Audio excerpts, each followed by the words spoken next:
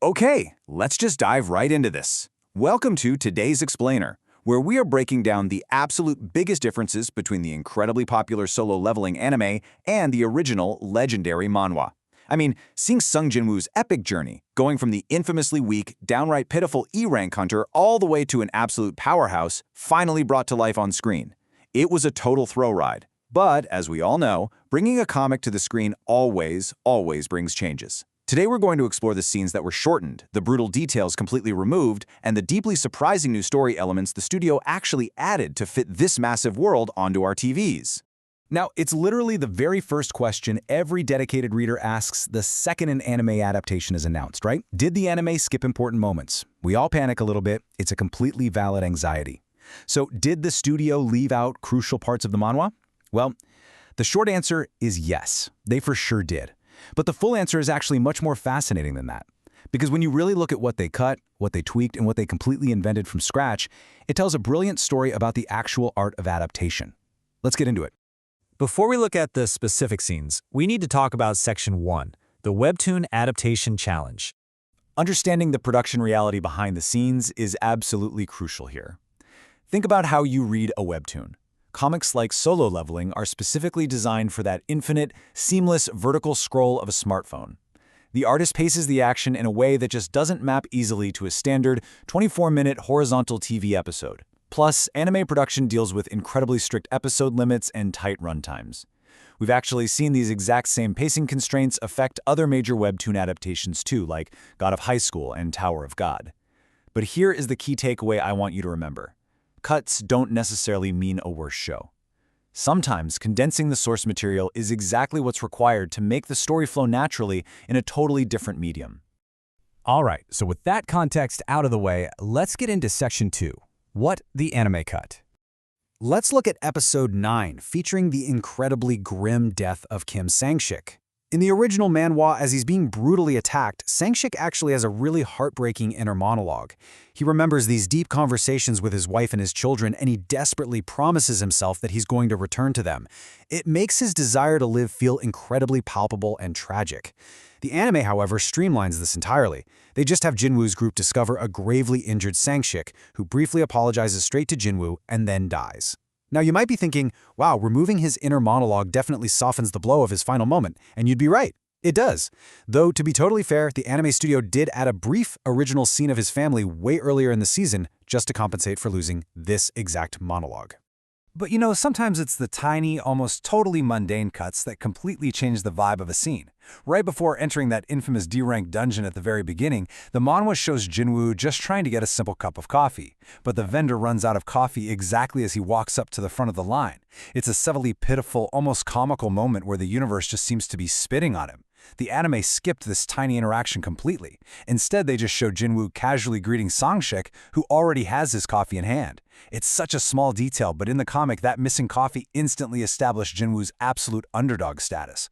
It showed us that he was neglected and unlucky in literally every aspect of his life. Moving on from pure cuts, let's look at Section 3, Details Changed in Translation. These are the moments that were kept, but deliberately altered. Let's go back to that horrifying double dungeon. There is a very subtle but massively significant shift regarding who actually gives the final physical push to enter the boss room. In the manhwa, it is team leader Song who pushes those massive doors open. But in the anime, it's actually Kim Sang-shik who does it. And man, this brilliantly illustrates the ripple effects of adaptation. Think about it. How does this slight variation alter the intense survivor's guilt that both Song and Kim carry later in the story? By having Sang-shik open the door, it shifts the heavy burden of that initial fatal decision just a little bit more onto his shoulders in the anime timeline. It's a tiny visual change with major psychological implications. Now, this right here is probably one of my absolute favorite changes in the whole show, Kasaka's venom. In the manhwa, Jin-Woo casually drinks this highly toxic venom at home while tossing back some alcohol with his sister Gina. He's literally just doing it to test out his newfound poison immunity. And sure enough, he realizes his automatic detoxification instantly negates the venom's buffs, rendering the whole item completely useless. Pretty funny, right? But the anime takes this exact same item and completely weaponizes it for maximum tension. During his absolutely brutal, seemingly hopeless fight against the three-headed guardian Cerberus, Jin-Woo remembers he still has the venom in his inventory, and he chugs it right there mid-battle. It gives him a buff that lowers his physical damage taken by 20% in exchange for reducing his overall strength. The anime made the Cerberus fight so much more dynamic just by utilizing this exact physical buff right at the absolute climax of the battle. It was a genius move. We also have to talk about how the anime deliberately cranked up the visceral brutality to 11. In the manhwa, Jin-Woo enters one of his early solo goblin dungeons completely unarmed. Why? Well, just to save money on gear. But in the anime, he actually brings a knife with him. We watch that knife violently snap in half against a goblin's armor, and then Jin-Woo is brutally ambushed and stabbed straight through the stomach. Ouch! Showing that massive, terrifying pool of blood wildly exaggerated just how physically vulnerable Jin-Woo truly was before the system chose him. It raised the stakes incredibly high right out of the gate. But hey, it isn't just about what was lost or tweaked. Let's flip the script and look at Section 4, Surprising Anime Story Additions. The anime studio knew for a fact they were playing to a massive, global audience of existing, hardcore fans. So what did they do? They creatively restructured the entire narrative to reward us. They introduced major, heavy-hitting players to the audience way earlier than the manhwa ever did.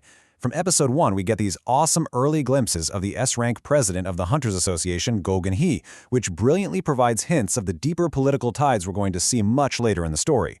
We also see D-rank Yoo Jin-ho and E-rank Han Song-yi getting their ranks officially tested in the background. It just fleshes out the world and makes it feel so lived in right from the jump. And speaking of early cameos, oh man, the anime gives us an incredible, completely original sequence featuring Korea's only female S-ranked hunter, Cha Hae-in. We literally get to see her effortlessly stop a random purse snatcher on the street using her trademark, impossibly graceful swordsmanship. What's crazy about this is that in the original manhwa, Cha Hae-in doesn't even make a single appearance until chapter 65. Think about that weight. Dropping this dazzling action scene so early on was a massive treat for longtime readers, and it instantly established her as a major powerhouse for all the newcomers. But hands down, the biggest, most jaw-dropping addition to the entire adaptation was the Jeju Island prologue. No contest. The anime opens its very first episode with a massive, high-budget, cinematic flashback to the Jeju Island S-rank gate outbreak. We see the terrifying red giant killer ants, and we see legendary S-rank hunters like Bak Yoon-ho and Choi Jong-in in full, desperate combat. Now listen closely. This entire historical event was never actually drawn in the manhwa. Seriously. The manhwa only ever referenced these failed past expeditions in passing dialogue. But the anime brilliantly took character designs from the future Jeju Island recapture arc, and they built a completely new, heart-pounding opening scene to perfectly lay the foundation for the stakes of this universe. Finally, let's look at Section 5, Upgrading the Visual Experience, because the anime really flexed its muscles here. There's a fantastic piece of analysis from Game Rant that really hits the nail on the head. They note that the anime actually spends a little bit more time exploring Jin-Woo's internal growth and his relationship with his powers. A genius example of this edition happens in episode 7. So in the manhwa, right after Jin-Woo is forced by the system to murder Hwang Dong-suk's raid party just to survive, he basically just goes home, eats fried chicken with his sister Gina, and the scene kinda just moves on. But the anime slows things down. They add a specific, quiet conversation where just talking to Gina forces Jin-Woo to deeply reflect on his irreversible actions. He sits there, looking at his hands, thinking about the blood on them. It fleshes out his trauma so beautifully and shows us exactly how much the system is systematically changing his very humanity. So, as you can see, the anime doesn't just adapt the panels, it heavily enhances them. We get incredibly fluid battle choreography that actually connects the individual static panels of the webtoon into breathtaking, continuous motion. We get to see intense, screen-shaking environmental destruction that makes the magic actually feel devastatingly heavy. And most importantly, seeing Jin-Woo's trauma, his family's struggles, and his desperate fight to retain this humanity played out live on screen, backed by incredible voice acting and a booming soundtrack, it simply hits harder than reading it. The emotional depth is amplified 10 times. Which brings us to our conclusion.